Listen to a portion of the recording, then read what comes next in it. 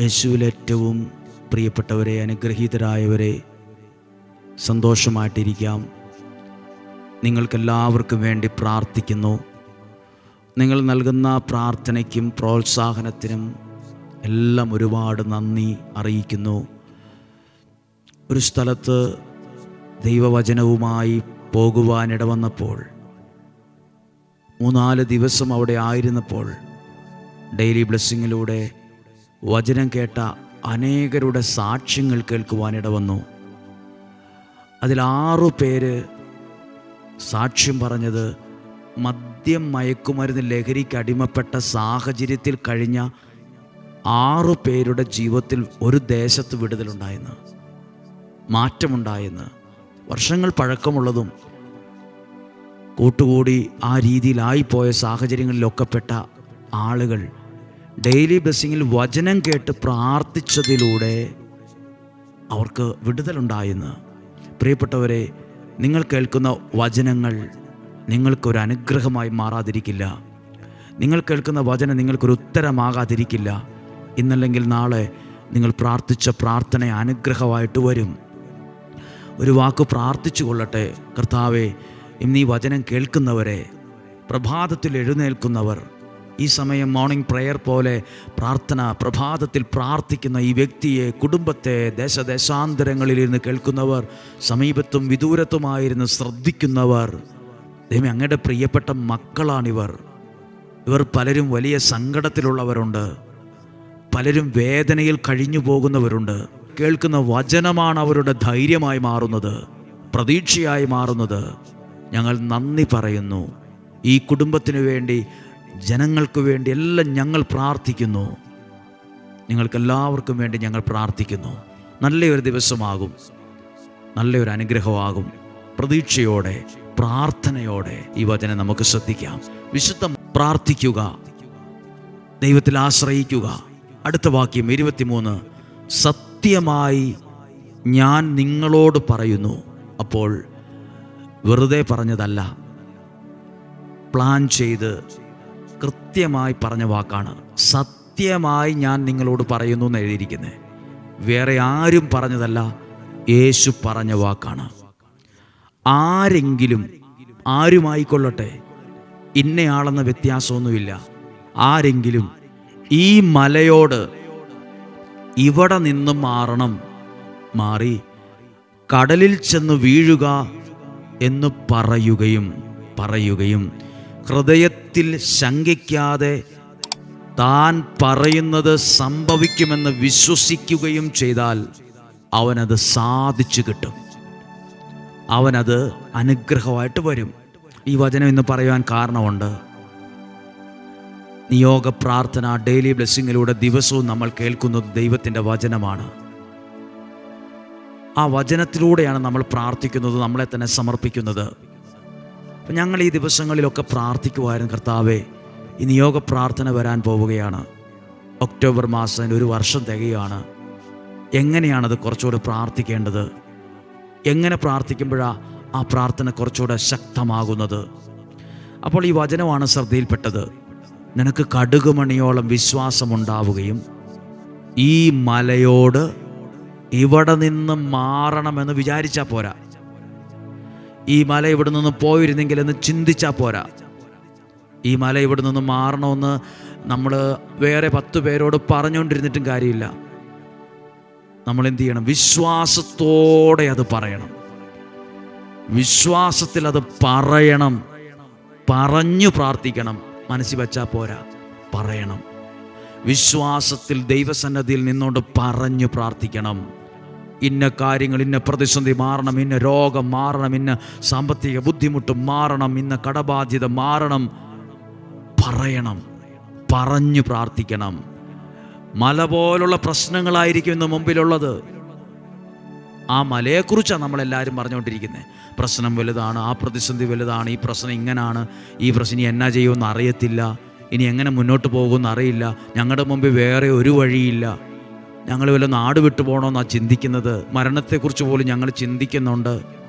നമ്മളിപ്പോൾ അറിഞ്ഞോ അറിയാതെയോ പറഞ്ഞുകൊണ്ടിരിക്കുന്നത് മലയോടല്ല പറയുന്നത്, നമ്മുടെ മുമ്പിലുള്ള പ്രശ്നത്തിൻ്റെ, മലയുടെ തീവ്രതയെക്കുറിച്ചും അതിലൂടെ ഉണ്ടാകുന്ന വേദനയെക്കുറിച്ചും വാതോരാതെ പറഞ്ഞുകൊണ്ടിരിക്കുവാണ്. അത് പറയാനല്ല വചനം പറഞ്ഞത്. വിശ്വാസത്തോടെ മലയെക്കുറിച്ച് പറയാനല്ല, നിങ്ങൾ വിശ്വാസത്തോടെ മലയോട് പറഞ്ഞാൽ എന്തു പറയണം? ഇത് മാറിപ്പോകാൻ പറയണം. ഈ പ്രശ്നങ്ങൾ പരിഹരിക്കപ്പെടുമെന്ന് പറയണം. ദൈവം എൻ്റെ ജീവിതത്തിൽ ഇടപെടുമെന്ന് പറയണം. എൻ്റെ രോഗ സൗഖ്യമാകുമെന്ന് പറയണം. ഈ കടബാധ്യത മാറും, എനിക്ക് ജോലി കിട്ടും, എൻ്റെ ഭാവി അനുഗ്രഹമാകും എന്ന് പറയണം. പറഞ്ഞു പ്രാർത്ഥിക്കണം. അപ്പോൾ ഞങ്ങൾ ചെയ്യുന്നൊരു കാര്യമാണ് ഈ ദിവസങ്ങളിൽ കഴിഞ്ഞ 2 ആഴ്ചയായി ചെയ്യുമായിരുന്നു. എല്ലാ വ്യാഴാഴ്ചയും വൈകുന്നേരം ഒരുപാട് പേര് ഇവിടെ വരുന്നുണ്ട്. 5 മണി മുതൽ 9 മണി വരെയാണ് പ്രാർത്ഥന. ആ ശുശ്രൂഷകളുടെ അവസാനം ഈ പരിശുദ്ധ കുർബാന എഴുന്നള്ളിച്ചു വെച്ച് ആ നിയോഗം തന്നവരുടെ പേരുകൾ നിയോഗം പറഞ്ഞു പ്രാർത്ഥിക്കാൻ തുടങ്ങി. അപ്പോൾ ദൈവത്തിൻ്റെ പ്രവൃത്തികൾ പ്രകടമാകത്തക്ക വിധം വെളിപ്പെടാൻ തുടങ്ങുന്നു. ഓരോ വെള്ളിയാഴ്ച ദിവസങ്ങളിലും ഞങ്ങൾ ടൈം ടേബിളുകളൊക്കെ അല്പം മാറ്റി. നേരത്തെ 1:30 ആയിരുന്നു ആരാധനയൊക്കെ തുടങ്ങുന്നത്. ഇപ്പോൾ 1 മണിക്ക്, ഷാർപ്പ് 1 മണിക്ക്, ഉച്ചയ്ക്ക് 1 മണിക്ക് ആരാധന തുടങ്ങി. കാരണം ഇവിടെ എഴുതി തന്ന ആളുകളുടെ പേരുകൾ, അവരുടെ നിയോഗം ദൈവ സാന്നിധ്യത്തിൽ നിന്നുകൊണ്ട് പറയാൻ തുടങ്ങി, പറഞ്ഞു പ്രാർത്ഥിക്കാൻ തുടങ്ങി. അത് അത്ഭുതങ്ങളിലേക്ക് നയിക്കാൻ തുടങ്ങി. ദൈവത്തിൻ്റെ ഇടപെടലുകൾ ശക്തമാകാൻ തുടങ്ങി. പിന്നെ നമ്മൾ പ്രാർത്ഥിക്കുന്ന, ഈ വർഷം പ്രാർത്ഥിക്കുന്ന നിയോഗ പ്രാർത്ഥനയ്ക്കും വ്യത്യാസമായി. യേശുവേ എൻ്റെ നിയോഗങ്ങളെ സ്വീകരിക്കണമേ, സാധിച്ചതാണ് മാത്രമല്ല, യേശുവേ എൻ്റെ നിയോഗങ്ങളെ സ്വീകരിച്ച് അതിന്മേൽ നിലനിൽക്കുന്ന എല്ലാ ബന്ധനങ്ങളെയും തടസ്സങ്ങളെയും മാറ്റി എനിക്കത് സാധിച്ചു തന്ന് എന്നെ അനുഗ്രഹിക്കണമെന്ന് വ്യക്തവും കൃത്യവുമായൊരു പ്രാർത്ഥന പരിശുദ്ധാത്മാവ് ഒരുക്കി തന്നു. ഈ വർഷത്തെ നിയോഗ പ്രാർത്ഥന, ഒക്ടോബർ മാസ നിയോഗ പ്രാർത്ഥന സകല ബന്ധനങ്ങളെയും തടസ്സങ്ങളെയൊക്കെ വേരോടെ പിഴുതുമാറ്റുന്ന ഒരഭിഷേകത്തിൻ്റെ അനുഗ്രഹത്തിൻ്റെ ശുശ്രൂഷയാണ്. പറഞ്ഞു പ്രാർത്ഥിക്കുന്ന ശുശ്രൂഷയാണ്. പറഞ്ഞു പ്രാർത്ഥിക്കും, ഉറക്കെ പറഞ്ഞു പ്രാർത്ഥിക്കും. ഈ വചനത്തിൽ നിന്നുകൊണ്ട് എന്നിട്ട് എഴുതിയിരിക്കുന്ന വാക്ക് നോക്കൂ. എന്ന് പറയുകയും ഹൃദയത്തിൽ ശങ്കിട്ടുണ്ട്. പറഞ്ഞു പ്രാർത്ഥിക്കുമ്പോൾ അത് വിശ്വസിക്കണം. ഈ കടബാധ്യത മാറുമെന്ന് പറഞ്ഞു പ്രാർത്ഥിക്കുമ്പോൾ വിശ്വസിക്കണം. ഈ കടബാധ്യത മാറുമെന്ന് ഹൃദയത്തിനകത്ത് സംശയമില്ലാതെ വിശ്വസിക്കാൻ തുടങ്ങുമ്പോൾ അത് സാധിച്ചു കിട്ടും. ഹല്ലേലൂയ. അപ്പോൾ അങ്ങനെയാണ് നമ്മൾ ഈ നാളുകളിൽ ഇനി തൊട്ട് നമ്മൾ പ്രാർത്ഥിക്കുന്നത്. ഇവിടെ നിയോഗ പ്രാർത്ഥന കൗണ്ടറുണ്ട്. അവിടെ എഴുതി കൊടുക്കാൻ നമ്മുടെ പേരും നിയോഗം പറയണമെങ്കിൽ ആ നിയോഗവും അത് പറഞ്ഞു പ്രാർത്ഥിക്കും. വ്യാഴാഴ്ചയും വെള്ളിയാഴ്ചയും പ്രാർത്ഥന കഴിഞ്ഞ് നിങ്ങൾ ഭവനത്തിലെത്തിക്കഴിഞ്ഞ്, അതായത് വെള്ളിയാഴ്ച പ്രാർത്ഥന കഴിഞ്ഞ് ശനിയാഴ്ച തൊട്ടുള്ള 33 ദിവസം ഈ ദേവാലയത്തിൽ, ഈ സ്ഥലത്ത് നിങ്ങൾക്ക് വേണ്ടിയുള്ള പ്രാർത്ഥനകൾ ഉയർന്നുകൊണ്ടിരിക്കും. നിങ്ങൾക്കൊരു പ്രാർത്ഥിച്ചുകൊണ്ടിരിക്കും. നിങ്ങൾ എഴുതി തന്ന പ്രാർത്ഥനാ നിയോഗത്തിന് വേണ്ടി പ്രാർത്ഥിച്ചുകൊണ്ടിരിക്കും. ദൈവം നിങ്ങളെ സഹായിക്കട്ടെ. ഒരു കാര്യം അറിയിക്കുന്നു. ഈ ശനിയാഴ്ച 31-ാം തീയതി ബാംഗ്ലൂർ നഗരത്തിലുള്ള റിനീവൽ റിട്രീറ്റ് സെൻറ്ററിൽ വെച്ച് ഒരു ഏകദിന ധ്യാനമുണ്ട്. ശനിയാഴ്ച വൈകുന്നേരം 5 മണി മുതൽ 8 മണി വരെയാണ്. സാധിക്കുന്ന എല്ലാവരും വരിക, പങ്കെടുക്കുക. അതോടൊപ്പം നമ്മുടെ ഈ അനുഗ്രഹ ധ്യാന കേന്ദ്രത്തിൽ വ്യാഴാഴ്ച വൈകുന്നേരം 5 മണിക്ക് ശുശ്രൂഷകൾ ആരംഭിക്കും. ധാരാളം ആളുകൾ വരുന്നു. പിറ്റേ ദിവസം 6 മണി മുതൽ ശുശ്രൂഷകൾ ആരംഭിക്കും. ഉച്ചയ്ക്ക് 2 മണിക്ക് അവസാനിക്കും. അതിനുശേഷം നിങ്ങൾക്കൊരു പ്രാർത്ഥിക്കും. അങ്ങനെയാണ് സാധിക്കുന്ന എല്ലാവരെയും സ്വാഗതം ചെയ്യുന്നു. ദൈവം നിങ്ങളെ സഹായിക്കട്ടെ. ഈശോയുടെ നല്ല ആശീർവാദം സ്വീകരിക്കും. നമ്മുടെ കർത്താവ് ഈശോ മിശിഹായുടെ കൃപയും പിതാവായ ദൈവത്തിൻ്റെ സ്നേഹവും പരിശുദ്ധാത്മാവിൻ്റെ സഹവാസവും നിങ്ങളോട് കൂടെ ഉണ്ടായിരിക്കട്ടെ. ഒരിക്കൽ കൂടി ഈ വചനം ഒന്ന് ഓർത്തേ. നിനക്ക് കടുകുമണിയോളം വിശ്വാസം ഉണ്ട്. ഈ മലയോട് ഇവിടെ നിന്നും മാറാൻ പറഞ്ഞു പ്രാർത്ഥിച്ചാൽ അതിവിടെ നിന്നും മാറിപ്പോകും. അത് കടലിൽ ചെന്ന് വീഴും. നീ പറയുന്നത് സംഭവിക്കുമെന്ന് ഹൃദയത്തിൽ ശങ്കിക്കാതെ വിശ്വസിച്ചാൽ നീ പറഞ്ഞു പ്രാർത്ഥിച്ചത് നിനക്ക് സാധിച്ചു കിട്ടും. നിങ്ങളായിരിക്കുന്ന സ്ഥലങ്ങളിൽ ഇരുന്നുകൊണ്ട് നിങ്ങളുടെ നിയോഗം മനസ്സിലോർത്താൽ പോരാ. ഇതെനിക്ക് സാധിച്ചു കിട്ടുമെന്ന് ഹൃദയത്തിൽ ശങ്കിക്കാതെ വിശ്വസിക്കാൻ തുടങ്ങുക. ദൈവത്തിൻ്റെ കരം അവിടെയുണ്ട്. ദൈവത്തിൻ്റെ ശക്തി വെളിപ്പെടാൻ തുടങ്ങും. ദീർഘായുസ്സും ആരോഗ്യവും സന്തോഷവും സമാധാനവും ദൈവം അറിഞ്ഞു നിങ്ങൾക്ക് തരട്ടെ. രോഗങ്ങളിൽ നിന്നും, അപകടത്തിൽ നിന്നും, ദുർമരണത്തിൽ നിന്നും, മൂപ്പെത്താത്ത മരണത്തിൽ നിന്നും, ചതിയിൽ നിന്നും, വഞ്ചനയിൽ നിന്നും, മാരകമായ രോഗപീഠകളിൽ നിന്നും, പ്രകൃതി ദുരന്തങ്ങളിൽ നിന്നും, പകർച്ചവ്യാധികളിൽ നിന്നും സ്വർഗത്തിലെ ദൈവം എന്നെ നിങ്ങളെ സംരക്ഷിക്കട്ടെ, സൂക്ഷിക്കട്ടെ. ദീർഘായുസ്സും ആരോഗ്യവും തരട്ടെ. സന്തോഷവും സമാധാനവും തരട്ടെ. നിങ്ങളെ ഈശോയുടെ നാമത്തിൽ അനുഗ്രഹിച്ച് ആശീർവദിച്ച് പ്രാർത്ഥിക്കുന്നു. ഇപ്പോഴും എപ്പോഴും എന്നേക്കും ആമേൻ. നല്ലൊരു ദിവസം നിങ്ങൾക്ക് ആശംസിക്കുന്നു. സാധിക്കുന്നവർക്കൊക്കെയും അയച്ചു കൊടുക്കുക. ഈ ശുശ്രൂഷ ഒത്തിരി പേരമാണിത്. ഈ സമയത്തെ ഓർത്ത് നമുക്ക് ദൈവത്തോട് നന്ദി പറയാം.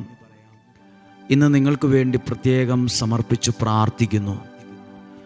പ്രിയപ്പെട്ടവരെ, ഇന്നേ ദിവസം പ്രാർത്ഥിക്കുമ്പോൾ നിങ്ങളെ ഓരോരുത്തരുടെയും ആവശ്യങ്ങളെ, ആഗ്രഹങ്ങളെ ദൈവകരങ്ങളിൽ സമർപ്പിച്ച് പ്രാർത്ഥിക്കുന്നു. ഈ നാളുകൾ വരെ നമ്മെ നടത്തുന്ന ദൈവത്തോട്, പരിപാലിക്കുന്ന ദൈവത്തോട് നന്ദി പറയുന്നു. വചനം കേൾക്കുന്ന, ഡെയിലി ബ്ലെസ്സിങ്ങിലൂടെ വചനം കേൾക്കുന്ന ലക്ഷക്കണക്കിന് വ്യക്തികൾ, കുടുംബങ്ങളുണ്ട്. അവരെ ദൈവകരങ്ങളിൽ കൊടുത്തു പ്രാർത്ഥിക്കുന്നു. അനേകം ആളുകൾ ഇവിടെ വന്ന് പ്രാർത്ഥിച്ചവരുണ്ട്. അവരെ ഓർത്ത് പ്രാർത്ഥിക്കുന്നു. എഴുത്തിലൂടെ, വാട്സപ്പിലൂടെ, ഇമെയിലിലൂടെ പ്രാർത്ഥനാ നിയോഗം എഴുതി അയച്ചു തന്നവരുണ്ട്. അവരെ ഞങ്ങൾ ഓർത്ത് അവരെ ദൈവകരങ്ങളിൽ സമർപ്പിച്ച് പ്രാർത്ഥിക്കുന്നു. ദൈവകരങ്ങളിൽ ഏൽപ്പിച്ചു കൊടുത്ത് പ്രാർത്ഥിക്കുന്നു. കർത്താവേ, ഞങ്ങളുടെ സാന്നിധ്യം കൊണ്ട് ഞങ്ങളെ അനുഗ്രഹിക്കണമേ. ഞങ്ങളുടെ കുടുംബത്തെ, ഞങ്ങളുടെ ജീവനെ, ജീവിതത്തെ സകലത്തിൻ്റെ മേലും സ്വർഗത്തിൻ്റെ എല്ലാ നന്മകളും നൽകി ഇന്ന് ഞങ്ങളെ അനുഗ്രഹിക്കണമേ. ഒന്ന് പ്രാർത്ഥിക്കാം. സ്വർഗത്തിൻ്റെ എല്ലാ വിലയേറിയ നന്മകൾ തന്ന് എന്നെ, എൻ്റെ കുടുംബത്തെ, എൻ്റെ ജീവനെ, ജീവിതത്തെ അനുഗ്രഹിക്കണമേ, അനുഗ്രഹിക്കണമേ. നല്ലൊരു ദിവസം ആശംസിച്ചുകൊണ്ട് പ്രാർത്ഥനയോടെ ഇന്ന് ദൈവവചനം ശ്രദ്ധിച്ച് നമുക്ക് കേൾക്കാം.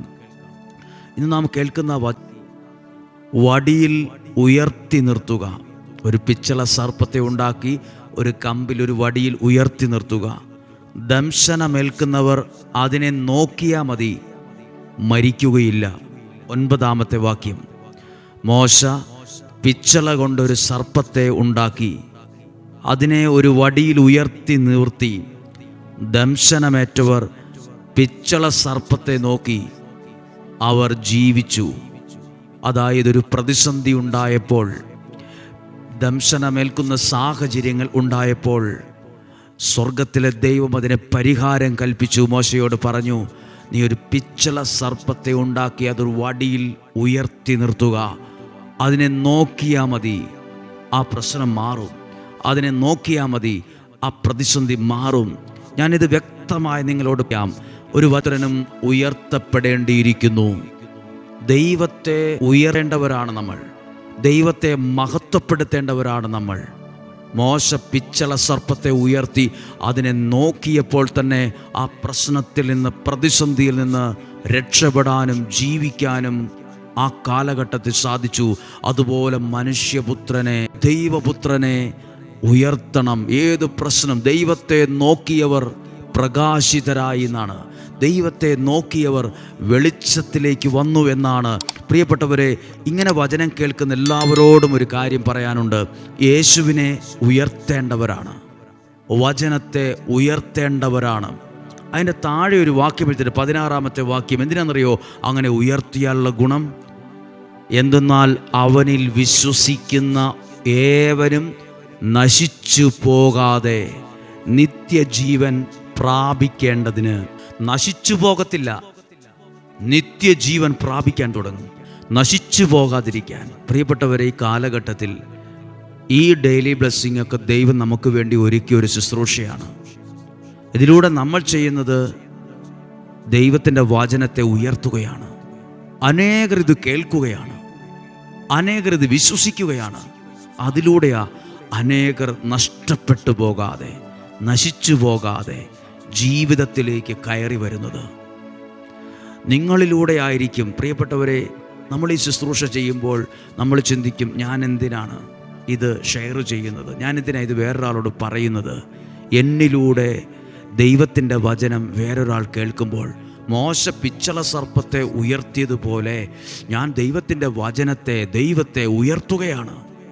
എൻ്റെ ജീവിതത്തിലൂടെ, എൻ്റെ കോണ്ടാക്റ്റിലുള്ളവർക്ക്, എൻ്റെ ഗ്രൂപ്പിലുള്ളവർക്ക്, എൻ്റെ കുടുംബക്കാർക്ക്, എൻ്റെ നാട്ടിലുള്ളവർക്ക്, വിദേശത്തുള്ളവർക്ക് ഞാൻ ഉയർത്തുകയാണ്. ഒരുപക്ഷെ അവർ ഈ വചനം യാദൃശ്ചികമായി കേൾക്കുമായിരിക്കാം. ചിലരത് മൈൻഡ് ചെയ്യത്തില്ലാതെ സ്കിപ്പ് ചെയ്ത് കളയുമായിരിക്കാം.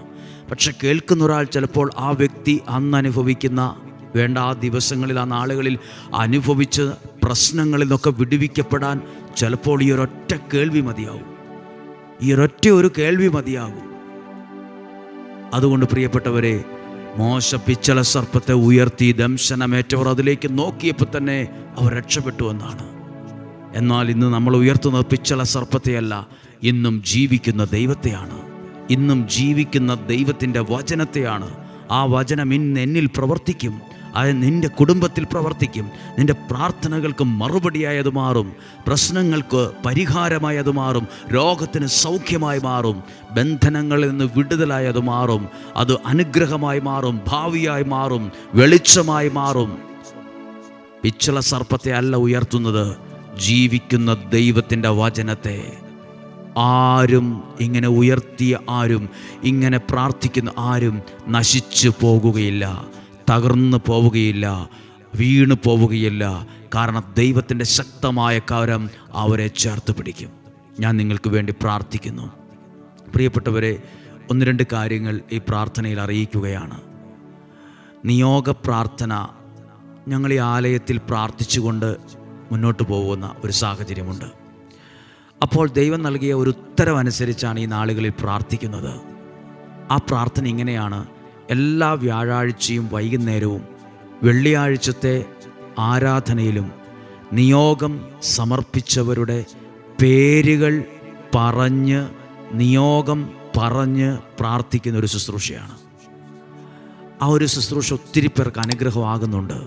നിയോഗം സമർപ്പിക്കുന്നവരുടെ പേരുകൾ ദൈവത്തിൻ്റെ പരിശുദ്ധമായ ആലയത്തിൽ നിന്നുകൊണ്ട് ദൈവ സാന്നിധ്യത്തിൻ്റെ മുമ്പിൽ ഉറക്കെ പറഞ്ഞ് പ്രാർത്ഥിക്കും. ഈ വെള്ളിയാഴ്ചയും വ്യാഴാഴ്ച വൈകുന്നേരമൊക്കെ നമ്മുടെ നിയോഗങ്ങൾ സമർപ്പിച്ച് പ്രാർത്ഥിക്കുന്ന, ദൈവവചനത്തോട് ചേർത്ത് വെച്ച് പ്രാർത്ഥിക്കുന്ന സാഹചര്യമുണ്ട്.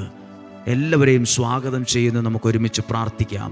2-ാമത്തെ കാര്യം, ഈ ആഴ്ച 31-ാം തീയതി ശനിയാഴ്ച വൈകുന്നേരം 5 മണി മുതൽ 8 മണി വരെ ബാംഗ്ലൂർ നഗരത്തിലുള്ള റിന്യൂവൽ റിട്രീറ്റ് സെൻറ്ററിൽ ഏകദിന ഒരു കൺവെൻഷനുണ്ട്. വൈകുന്നേരം 5 മുതൽ 8 മണി വരെ നിങ്ങളുടെ കുടുംബത്തിലോ പ്രിയപ്പെട്ടവരോ ആരെങ്കിലും ഈ വചനം കേൾക്കുന്നുണ്ടെങ്കിൽ അവരെ അറിയിക്കുക.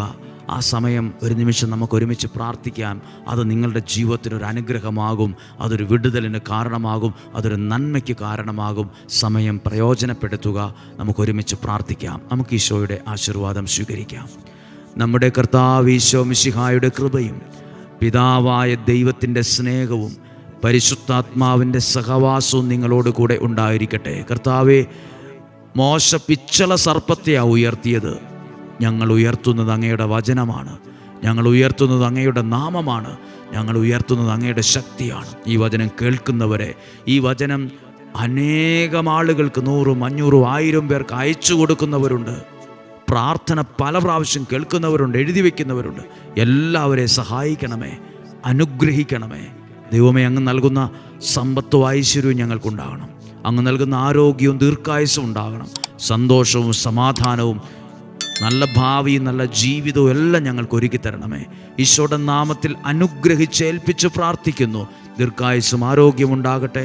ആപത്ത് അപകടങ്ങളിൽ നിന്നും, രോഗത്തിൽ നിന്നും, ദുർമരണത്തിൽ നിന്നും, മൂപ്പെത്താത്ത മരണത്തിൽ നിന്നും, ചതിയിൽ നിന്നും, വഞ്ചനയിൽ നിന്നും സ്വർഗത്തിലെ ദൈവം എന്നെയും നിങ്ങളെ സൂക്ഷിക്കട്ടെ, സംരക്ഷിക്കട്ടെ, ഇപ്പോഴും എപ്പോഴും എന്നേക്കും. ആമേൻ. പ്രിയപ്പെട്ടവരെ, എല്ലാവർക്കും നല്ലൊരു ദിവസം പ്രാർത്ഥനയോടെ ആശംസിക്കുന്നു. ഇന്ന് കേട്ട വചനം പല പ്രാവശ്യം കേൾക്കുക. ദൈവത്തിൻ്റെ വചനത്തെ സ്വീകരിക്കുക. ഒരു നല്ലൊരു അനുഗ്രഹം ഇന്ന് നിങ്ങൾക്ക് ഉറപ്പാണ്. ഈ വെള്ളിയാഴ്ച ദിവസം നമുക്ക് ഒരുമിച്ച് പ്രാർത്ഥിക്കാം.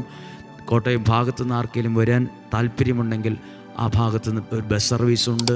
നിങ്ങൾക്കത് പ്രയോജനപ്പെടുത്താം. ദൈവം നിങ്ങളെ സഹായിക്കട്ടെ. നല്ലൊരു ദിവസം. നാളെ നമുക്ക് 5:30 ഒരുമിച്ച് കാണാം, ഒരുമിച്ച് പ്രാർത്ഥിക്കാം.